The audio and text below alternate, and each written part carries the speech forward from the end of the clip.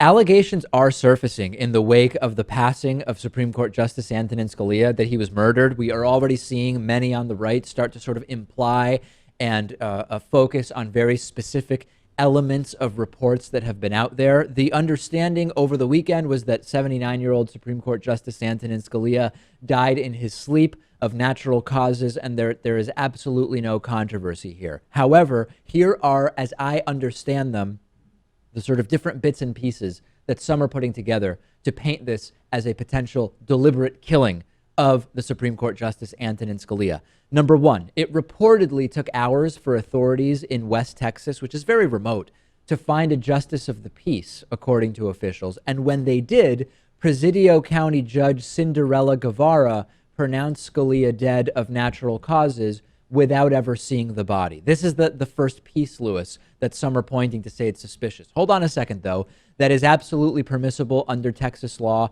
You don't need to order an autopsy. You don't need to see the body. Whether this is a good idea or not, that is a different question. But this is the law. There is nothing controversial about that whatsoever. Next, there were conflicting reports about whether an autopsy should have been performed. A manager at the El Paso funeral home where Antonin Scalia's body was taken said that Scalia's own family made it very clear that they did not want an autopsy.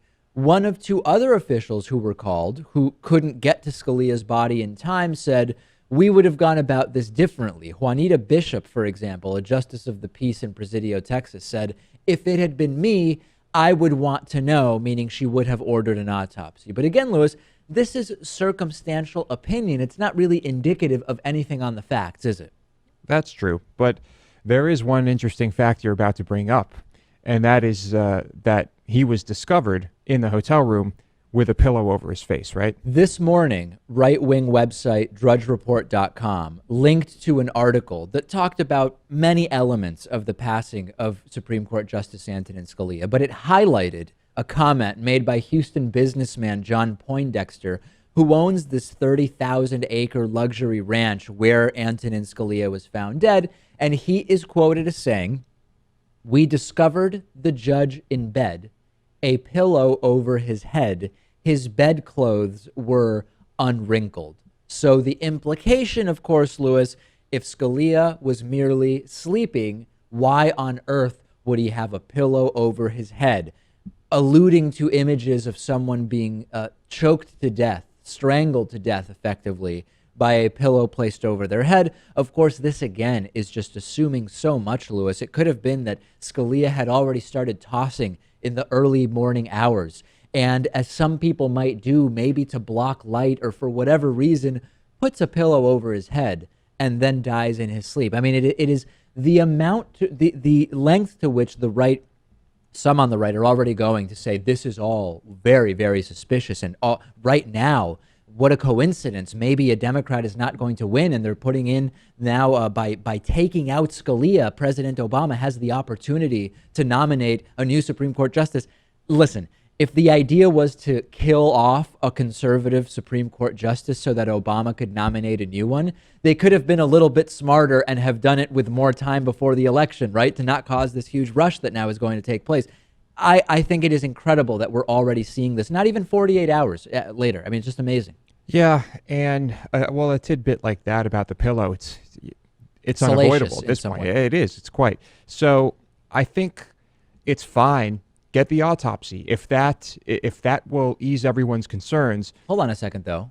Isn't it the family's right to choose? I mean, it's crazy we're talking about this with Scalia, no, right? I know. The family has opted out. They don't want it. That's fine. That's fine. I don't think he was in the best shape. He was certainly not a young man. Okay, I don't find it crazy that he died of what they're saying is his heart attack or his heart stopping. But what's the harm in getting the autopsy? If it'll shut everyone up, you get the autopsy, you find out for sure. And let me just add that I frequently have a pillow over my head when I'm sleeping.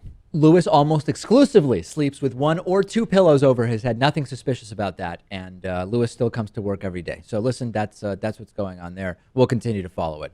The online news world is getting pretty cluttered with lots of nonsense. There's the so-called news sites that rewrite news articles, and then there's the websites we all know that we just can't trust.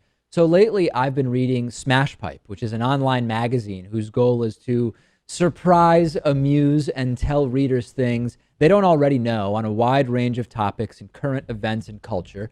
Smashpipe is less interested in trending topics than in what's actually going on, and Smashpipe has no ads whatsoever other than the reader-generated classified ad section, and they never will. Smashpipe is what happens when you, on a bad day, stub your toe on the miseries and mysteries of life. Check it out at